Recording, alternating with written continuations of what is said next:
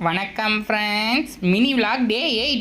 வழக்கம் போல் எப்போவுமே ஒரு குளியலை போடுற மாதிரி ஒரு குளியலை போட்டு காலேஜுக்கு ரெடியாகி கிளம்பிட்டேன். இன்றைக்கி காலேஜில் பார்த்தீங்கன்னா பைத்தான் ப்ரோக்ராம். இந்த பைத்தான் பார்த்தீங்கன்னா C++ ஜாவாவோட கொஞ்சம் ஈஸியாக இருக்குன்னு சொல்லி கேள்விப்பட்டேன். ஸோ அதனால் கொஞ்சம் சீக்கிரமாக ரெடியாக கிளம்பிட்டேன். மற்ற ப்ரோக்ராம்லாம் பார்த்தீங்கன்னா 20 to 25 லைன்ஸ் நம்ம டைப் பண்ணி அவுட்புட் எடுக்கிற மாதிரி இருக்கும். ஆனால் பைத்தானில் பார்த்தீங்கன்னா 3 to 4 லைன்ஸ்லேயே அவுட்புட் கிடச்சிடும். ஃப்ரெண்ட்ஸ், வண்டியில் போகும்போது ஹெல்மெட் முக்கியம். கொஞ்ச நேரம் ட்ராவலுக்கு அப்புறமா நானும் காலேஜ் வந்து ரீச் ஆகிட்டேன். ரீச் ஆனதுக்கப்புறம் பிசி ஆன் பண்ணி பைத்தான் ப்ரோக்ராமை கோடிங் பண்ணுறதுக்கு ஸ்டார்ட் பண்ணி கைஸ், ஸ்க்ரீனில் பார்த்தா தெரியும் 4 லைன்ஸ் தான் நான் கோடிங் கொடுத்துருக்கேன். கோடிங் கொடுத்துட்டு ஃபைலை சேவ் பண்ணணும். நம்ம கோடிங் பண்ண ஃபைலை கம்பல்சரி சேவ் பண்ணணும். அப்போ தான் அவுட்புட்டில் எந்த எரரும் இல்லாமல் கண்டிப்பாக வரும். ஸோ 4 லைன் தான் இன்புட் கொடுத்தேன், அவுட்புட் வந்துருச்சு. இப்போ அந்த வேல்யூ போட்டு அந்த வேல்யூ நம்மளுக்கு கரெக்டாக வருதான்னு சொல்லி செக் பண்ணுறேன். நோட்ஸில் பார்த்தீங்கன்னா 79 இருக்குது. நானும் 79 சொல்லி டைப் பண்ணேன்.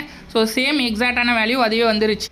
மற்ற ப்ரோக்ராமில் கம்பேர் பண்ண கூட இந்த பைத்தான் லாங்குவேஜ் கொஞ்சம் ஈஸியாக தான் இருக்குது. அதே மாதிரி ஒரு 20 ப்ரோக்ராம்ஸ் நான் கம்ப்ளீட் பண்ணேன். ஸோ அங்கேயே கொஞ்சம் நேரம் டைம் இருந்துச்சு. ரைட்டிங் ஒர்க் அங்கேயே கம்ப்ளீட் பண்ணேன். அங்கேருந்து கிளம்பி வீட்டுக்கு சேஃபாக லேண்ட் ஆகிட்டேன் ஃப்ரெண்ட்ஸ். அதுக்கப்புறம் கொஞ்சம் ரெஸ்ட் எடுத்தேன். அதுக்கப்புறம் இன்றைக்கி நாள் நல்லபடியாக போச்சுன்னு காடிக்கிட்ட ஒரு மெசேஜ் போட்டேன். அதோட ரூம் லைட் ஆஃப் பண்ணிட்டு இதுக்கு நான் தூங்குறதுக்கு போயிட்டேன். இதோட நெக்ஸ்ட் வீடியோவில் பார்க்கலாம். Bye guys.